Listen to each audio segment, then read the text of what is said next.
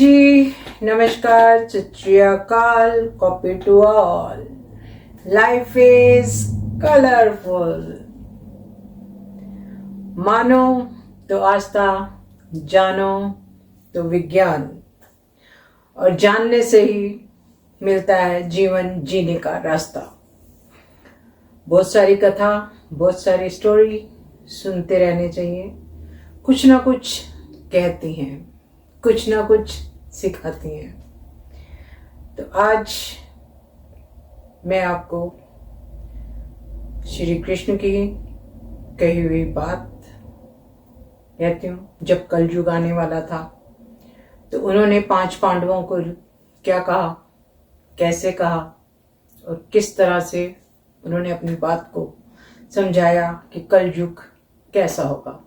तो चलो कृष्ण जी की भी बात को सुनते हैं कि उन्होंने पांडवों को आने वाले समय के लिए क्या कहा। तो चलो सुनते हैं। क्या आपने कभी ऐसा दृश्य सोचा है जहां धरती पर न हरियाली हो, न बारिश, न भोजन, न प्रेम, केवल चीखें हों और एक ऐसा सूरज जो अकेला नहीं, साथ हो जाए। सातों सूरज जलती हुई आग की तरह आकाश में चमकने लगे और उस आग में ये धरती राख बन जाए। नदियां सूख जाएं, पेड़ जल जाएं और इंसान एक दूसरे को खाने लगे। यह कोई मनगढ़ंत कल्पना नहीं है, यह उस भविष्य की सच्चाई है जिसे हमारे ऋषियों ने हजारों वर्ष पहले देख लिया था और उसे शब्दों में लिख छोड़ा।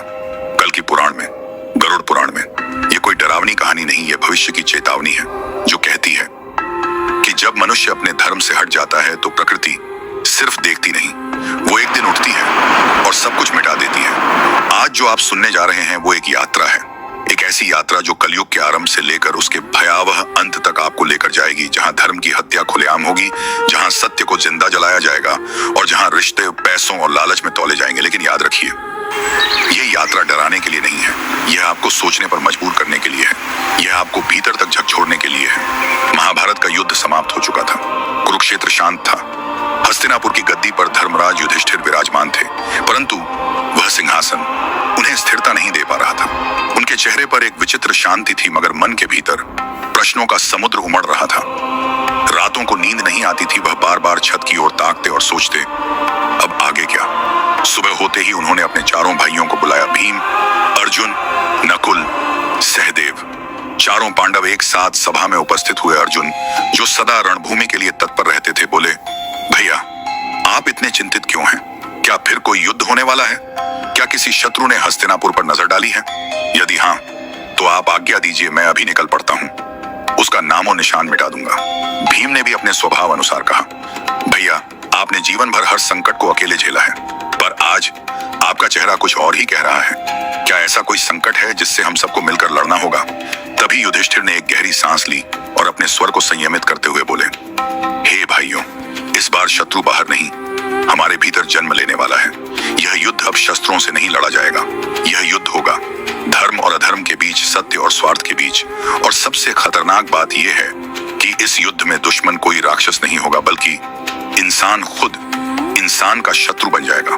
युधिष्ठिर बोले, जो युग अब आने वाला है वो ना तो सत्य का होगा, ना ही धर्म का, वो कलयुग होगा, जहां लोग पूजा करेंगे पर भगवान को नहीं, जहां रिश्ते होंगे पर भावना के नहीं, स्वार्थ के धागे से बंधे हुए, जहां हर आदमी को लगेगा कि वही भगवान है और बाकी सब। इसलिए मैंने निश्चय किया है, हमें श्री कृष्ण से मिलना चाहिए। केवल वही है जो समय के पार देख सकते हैं, केवल वही हमें बता सकते हैं कि कलयुग में क्या घटित होगा और सबसे जरूरी हम उसमें क्या कर सकते हैं। सभी पांडवों ने सिर हिलाया। भीम ने कहा, भैया मैं आपके साथ चलने को तैयार हूं। अर्जुन बोले, अगर श्री कृष्ण कुछ कहेंगे तो वो केवल भविष्य नहीं बताएंगे, बल्कि हमारी आत्मा को भी तैयार करेंगे। नकुल और सहदेव भी बोले, हम सब चलेंगे। पांचों पांडव हस्तिनापुर से निकल पड़े, द्वारिका की ओर, एक ऐसी यात्रा पर जिसके अंत में उन्हें सिर्फ उत्तर नहीं बल्कि चेतावनी भी मिलने वाली थी। द्वारिका समुद्र की गोद में बसी एक दिव्य नगरी, जहां श्री कृष्ण समय से परे एक मुस्कान लिए विराजमान थे। पांडव जब पहुंचे तो कृष्ण ने उन्हें प्रेम से गले लगाया। युधिष्ठिर ने उनके चरणों में झुकते हुए कहा, हे माधव, हमारा मन व्याकुल है, महाभारत समाप्त हो चुका है, पर मेरा हृदय किसी आने वाले तूफान की आहट सुन रहा है। श्री कृष्ण मुस्कुराए, उनकी मुस्कान में करुणा भी थी और रहस्य भी। उन्होंने कहा, हे धर्मराज, तुम्हारा भय निराधार नहीं है, कलयुग अब दूर नहीं, उसकी छाया मनुष्यता पर धीरे धीरे उतरने लगी है, लेकिन जो तुम जानना चाहते हो वो सिर्फ शब्दों से नहीं समझा सकता, तुम्हें देखना होगा, अनुभव करना होगा। कलयुग की पहली झलक केवल तब तुम उसे समझ सकोगे। युधिष्ठिर ने पूछा, हे केशव, हमें क्या करना होगा? कृष्ण बोले, तुम पांचों को अलग अलग दिशाओं में जाना होगा। वहां कुछ दृश्य दिखाई देंगे जो प्रतीक होंगे कलयुग के आने वाले लक्षणों के। जब तुम वो सब देख लोगे तो लौटकर मेरे पास आना, फिर मैं तुम्हें बताऊंगा।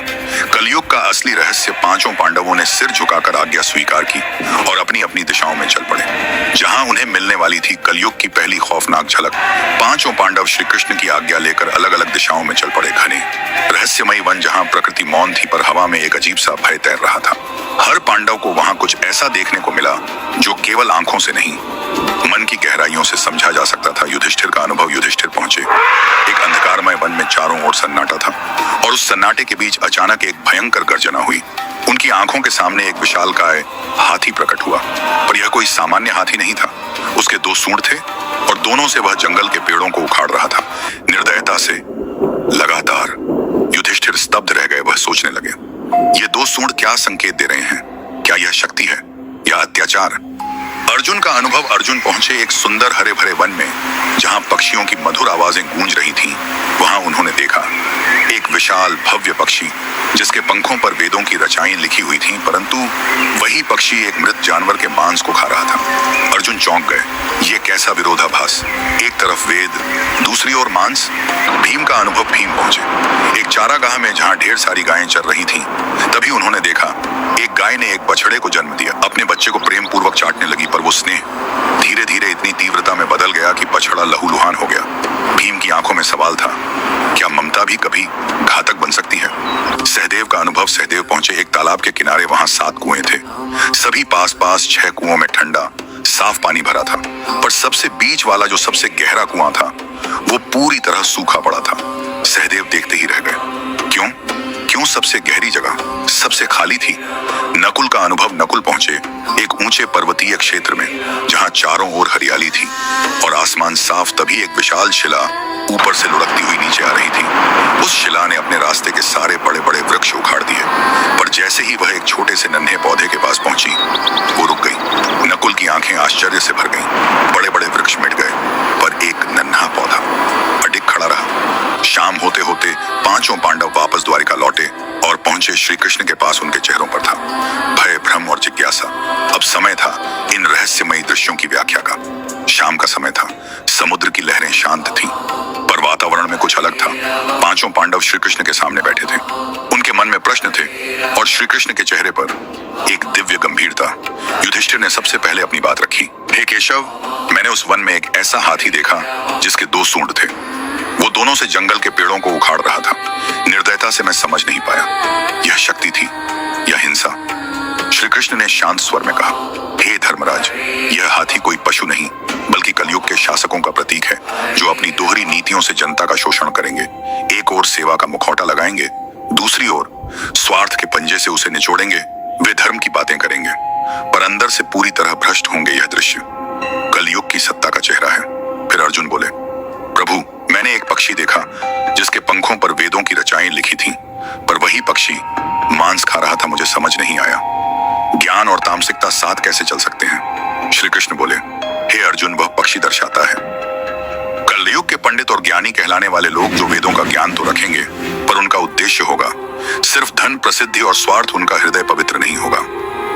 धर्म का प्रयोग होगा, लेकिन केवल प्रदर्शन और मुनाफे के लिए ये लोग दिखाएंगे कि वे मार्गदर्शक हैं, पर अंदर से होंगे भटकाने वाले। भीम ने कहा, प्रभु, मैंने देखा एक गाय अपने नवजात बछड़े को चाट रही थी इतनी तीव्रता से कि वह बछड़ा लहूलुहान हो गया। क्या ममता भी कभी हानिकारक बन सकती है? श्री कृष्ण बोले, हे भीम, कलयुग में अति ममता बाधा बन जाएगी। माता पिता अपने बच्चों से इतना अधिक लगाव रखेंगे कि वो उन्हें आत्मनिर्भर बनने ही नहीं देंगे। प्यार के नाम पर वे उनका व्यक्तित्व कुचल देंगे। बच्चे या तो पलायन करेंगे या विद्रोही बन जाएंगे। ममता अगर सीमाएं नहीं जानती तो वह भी विनाश का कारण बनती है। सहदेव ने कहा, प्रभु, मैंने देखा 7 कुएं जिनमें से 6 भरे थे, पर बीच का सबसे गहरा कुआं सूखा था। क्यों? श्री कृष्ण बोले, हे सहदेव, यह दृश्य दर्शाता है भावनात्मक और आत्मिक खालीपन को। कलयुग में लोग बाहर से भरे पूरे दिखेंगे, धन, वैभव, आभूषण, तकनीक, पर भीतर से पूरी तरह सूखे होंगे। जिसके पास सबसे अधिक गहराई होगी वो ही सबसे अधिक अकेला होगा। यह युग होगा दिखावे का, जहां संवेदना धीरे धीरे समाप्त हो जाएगी। तब नकुल ने कहा, प्रभु, मैंने देखा एक विशाल शिला बड़े बड़े वृक्षों को उखाड़ती चली आ रही थी, पर जब वह एक छोटे पौधे के पास पहुंची वो वहीं रुक गई। यह दृश्य क्या बताता है? श्री कृष्ण मुस्कुराए, पर उनकी मुस्कान में रहस्य था। उन्होंने कहा, हे नकुल, उस विशाल शिला का अर्थ है कलयुग की विनाशकारी लहर, जो बड़े बड़े धनवानों को मिटा देगी, सत्ता को कुचल देगी और अहंकार को मसल देगी। पर जो व्यक्ति ईश्वर के नाम में रमा होगा, जो सच्चा भक्त होगा, वह एक नन्हे पौधे की तरह बचा रहेगा, क्योंकि अंत समय में ना ताकत बचेगी ना संपत्ति बचेगा। तो केवल भक्ति का बल। श्री कृष्ण चुप हो गए, पर उनके शब्द पांडवों के हृदय में गूंजते रहे। कलयुग का चेहरा अब उनके सामने स्पष्ट हो चुका था। पर श्री कृष्ण की बातें सुनकर पांचों पांडव मौन हो गए। परंतु दूर कहीं और एक प्रश्न जन्म ले रहा था। स्वर्गलोक में गरुड़ जी ने भगवान विष्णु से पूछा, हे प्रभु, ये तो आपने बता दिया कि कलयुग में अधर्म कैसे फैलेगा, परंतु अंत में क्या होगा?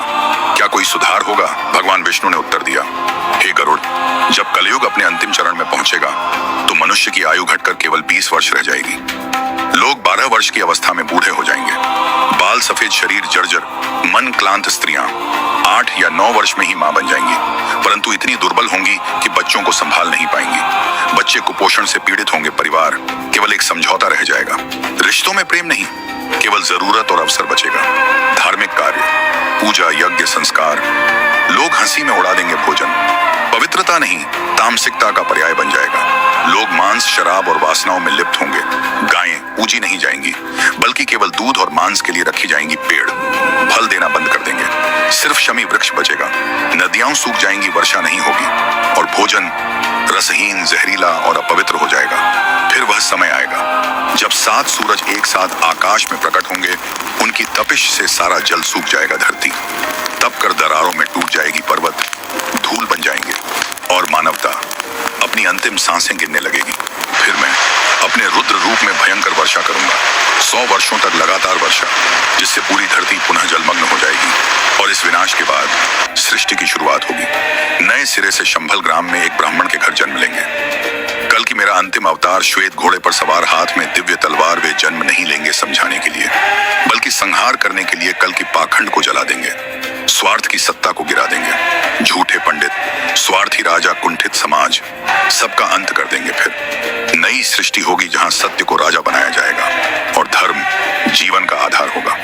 भगवान विष्णु चुप हो गए। गरुड़ जी मौन, नतमस्तक, क्योंकि यह कथा किसी कल्पना की नहीं बल्कि चेतावनी की थी। और अब इस कथा को सुनने वाला हर वह श्रोता जो अब भी अपने भीतर प्रकाश की लौ जलाए हुए है, वह स्वयं इस नई सृष्टि के बीज बन सकता है। तो भाइयों और बहनों, अगर आपने इस कथा को सिर्फ सुना है तो अब वक्त है इसे जीने का। अगर आज भी आपके भीतर एक छोटी सी श्रद्धा की लौ जल रही है, तो यकीन मानिए, आप ही उस पौधे हैं जिसे कलयुग की शिला भी नहीं तोड़ सकती। अब निर्णय आपका है, क्या आप उस नई सृष्टि में शामिल होंगे या कलयुग की आग में जलने वालों की भीड़ बनेंगे? अगर इस कथा ने आपको भीतर से छू लिया हो तो इसे बस सुनकर मत रह जाइए, इसे अपने जीवन में उतारिए और कमेंट में लिखिए, मैं धर्म के साथ हूं और नई सृष्टि के लिए तैयार हूं। कैसे कलयुग के आने से पहले ही कृष्ण जी ने बता दिया था कि कैसा होगा कलयुग। चलो बने रहिए हमारे साथ। Take care, God bless you, love you all.